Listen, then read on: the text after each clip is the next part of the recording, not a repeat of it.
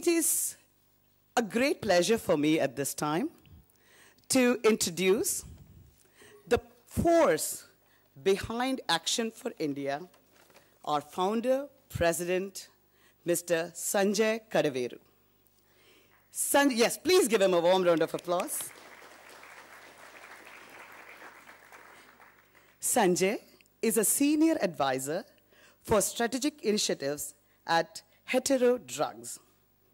But he is quite a humanitarian himself, and he has co-founded, and he's the board member at the Center for Healthcare Innovation, a not-for-profit thought leadership organization focusing on life sciences.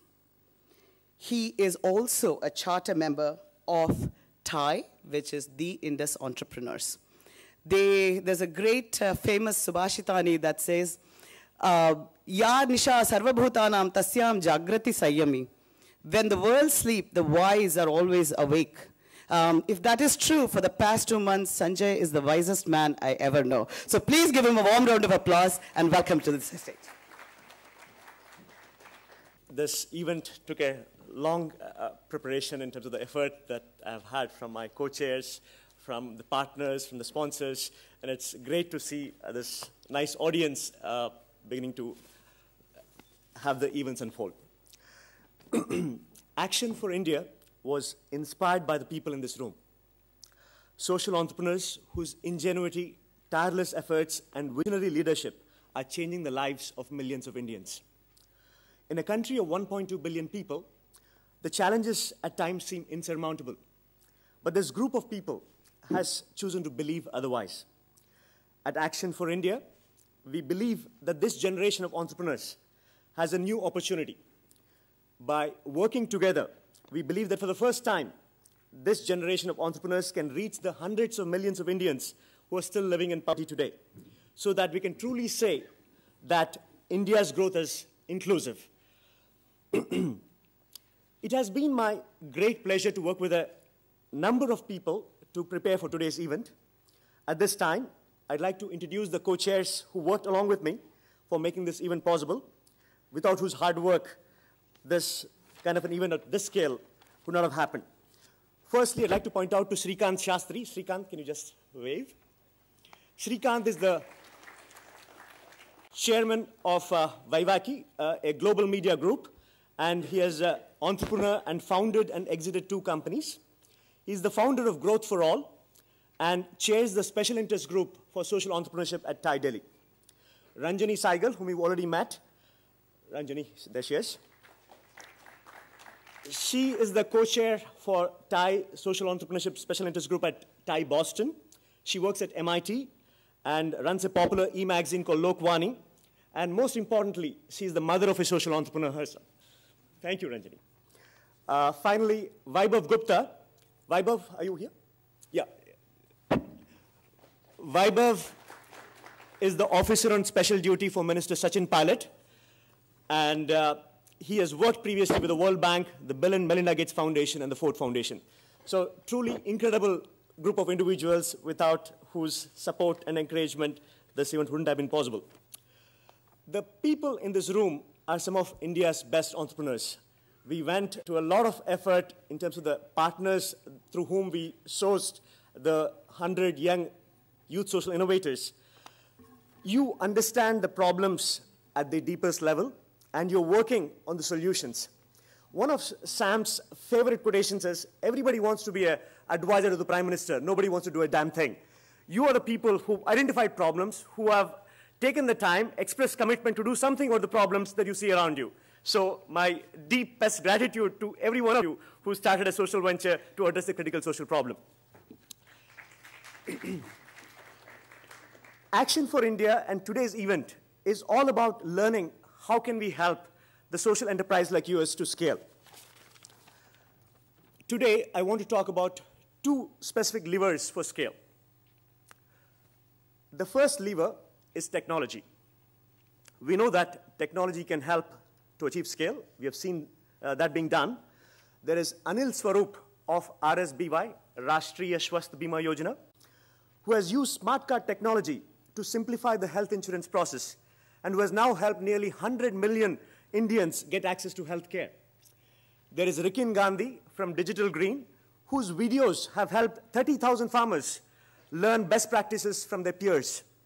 There is Varun Agarwal from Aspiring Minds, whose job candidate screening test has been administered in 20 states in India to over 350,000 candidates, mostly in rural India, to help them find jobs.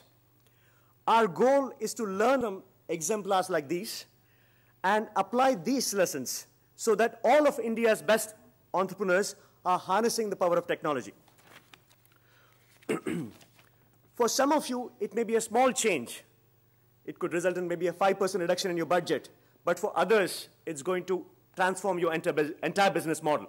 So that's a powerful driver. And later on in this morning, we'll have a session chaired by Ed Cottrell, a member of our advisory board from Microsoft Research.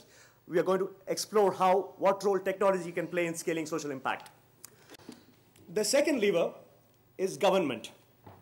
The government has many roles to play, from providing infrastructure and incentives to investment and manpower. When Sam talks in his opening remarks, I'm sure he'll allude to the $1 billion National Innovation Infrastructure Fund that's just recently been announced. And ultimately, when we talk about social entrepreneurship, the role of the government is to be the exit strategy. How do you demonstrate that your innovation is so effective that the government should adopt your model? Our second goal from today is to figure out how to leverage the government. What can you be doing today to work better with the government? What programs are out there, and how can you take advantage of them? How can you discuss what the government can do better to serve your needs of all of you social entrepreneurs, and making some recommendations to Mr. Pitroda and other influential decision makers in this room so that something of action, something of consequence can result from this. Today, I'd like to mention 3 objectives for the event as it's going to unfold. The first objective is that everyone in this room should leave today having made at least one valuable connection. There are going to be about 9 hours, beginning the beginning till the end, about 6:37 when the event is going to close. So in these 9 hours, you have opportunity to connect with a potential mentor, potential investor, potential partner. The second objective is that we create a unified voice to make our needs known to the government. Having taken the time to come together, we have a rare opportunity to discuss and debate what we feel are the most critical needs that the government can empower and enable social entrepreneurs. And to credibly present our findings, I want each person in this room to take individual responsibility for making your voice heard. And the third objective is that we use our experiences here today to figure out how can we do this even better. We intend for this event to be an annual event. It's been said that this is the decade of innovation, 2011 to 2020. And Sam has talked that this is a small window of opportunity that we have in terms of making a huge difference by leveraging the wonderful young demographic that we have, 550 million people below 35 years of age. So there's a unique opportunity for us to work together to see that big things happen as a result of our gathering here today. Today is really an experiment to learn what is the best way that we at Action for India can help you scale. You're all entrepreneurs and hence problem solvers. I want each one of you to view yourself as a stakeholder, a shareholder in this forum. Make your needs heard. I welcome your feedback. I also want to briefly mention 2 other exciting initiatives that we'll be launching today as the day progresses. The first is a knowledge report that we are doing along with the partner Dasra. We have the Dasra team, a full 5-member team here from Mumbai. Thank you, Neera. Thank you, team. The report will be released today by Sam. And this report, there's a lot of effort that we went into it. There were about 100 interviews, online surveys, discussions that happened. And a version of the report will be kind of shared with you as the day progresses. And a much more fuller, robust version in about 3 weeks' time, incorporating all the different discussions that happened today here at the event. The second initiative is the Growth Prize. We have our another advisory board member, Sushmita Ghosh from Ashoka Chainmakers. And in conjunction with Ashoka, we are organizing this Growth Prize competition. All the 100 invited young social innovators are automatically enrolled into the competition. We have already identified 3 of the 5 growth sponsors for this. Each growth prize will be 5 lakh rupees in cash, plus a bundle of free services. And for a 6 to 9 month period following this event, we are going to be monitoring the progress of these 100 innovators. And in conjunction with Ashoka's Changemakers team, we are going to determine at least one winner from each sector, resulting in 5 growth prizes at the end of this time period. And there will be more details later on in this day. In conclusion, today's event becomes a reality only because of the tremendous support that we've received from our partners and sponsors, advisors, and board members. My sincere thanks to each and every one of you.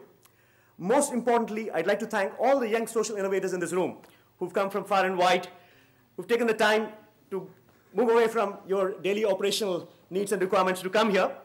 You are inspiration for me and to all Indians. Thank you again, everyone, for being here. I'm looking forward to getting to know most of you better as the day progresses. Thank you. Now have the distinct pleasure of introducing Sam. Sam, of course, this is a cliche, he needs no introduction, and I'm not going to kind of digress on the details of his biography. But I'd like to share with you one small snippet, a story of my personal interaction with him. I first met Sam nearly 7 years ago in Washington, D.C. at an IIT alumni conference. I still remember the date, May 21, 2005. He was giving a keynote speech, a luncheon keynote speech. He was speaking with about 2,000 people. He spoke just for about 20 minutes. To be honest, I do not even remember what he spoke about. But the impact that he had, something stirred, and I felt that I need to get onto his orbit. I need to do something with him. And like so many other admirers of his, I queued up to shake his hands. And in that brief interaction, I was sharing with him, Sam, what you said today was very powerful. Is there any way that you can have your energy and enthusiasm be shared with a much wider segment of India's population on a more continuous basis? This was, as I said, 2005. This is the time when blogs were just becoming popular. So he asked me back, do you have any ideas? I said, Sam, maybe you should consider starting a blog. He immediately asked me for my business card and took down my number. And I thought he was being polite. Here is the former cabinet minister. He is the father of modern Indian telecom. Why is he doing this? Maybe he's being kind to me. Lo and behold, 2 days later, I get a phone call with this deep booming voice. This is Sam Pitroda. I'm trying to reach Sanjay Kadaveru. I was surprised, pleasantly surprised. And then he was following up on that initial conversation. Sanjay, I want to share some material with you. I like the idea that you gave me. And I thought, again, the conversation would end there. But no, 2 days later, I get a mail from his office in Chicago with his Harvard Business Review article that he'd authored about how he started the technology missions, along with when he was the cabinet member at the late Rajiv Gandhi's cabinet, and so forth. So the one thing that really struck was, the man who needs no introduction, the man who needs there's no necessity for him to be so humble to follow up on things, but that was one time I felt that here is a different kind of public figure, here's a different kind of politician who we need to kind of connect with him. If you want to do something for the country, here is the right kind of individual to follow in the footsteps of. Thank you, Sam. And in spite of the several challenges since then, it took its own sweet time to kind of get to where we are today. And that's the last piece that I'm going to mention about Sam. It's easy when things don't happen according to plan to just kind of write it off. But Sam was one person who never wrote me off, in spite of the different time conditions that are imposed upon him. He always believed in me. He always had faith in me that something like this would come to fruition. So Sam, a personal thank you to you for believing in me and for giving me the support and encouragement to make this thing happen. Over to you, Sam.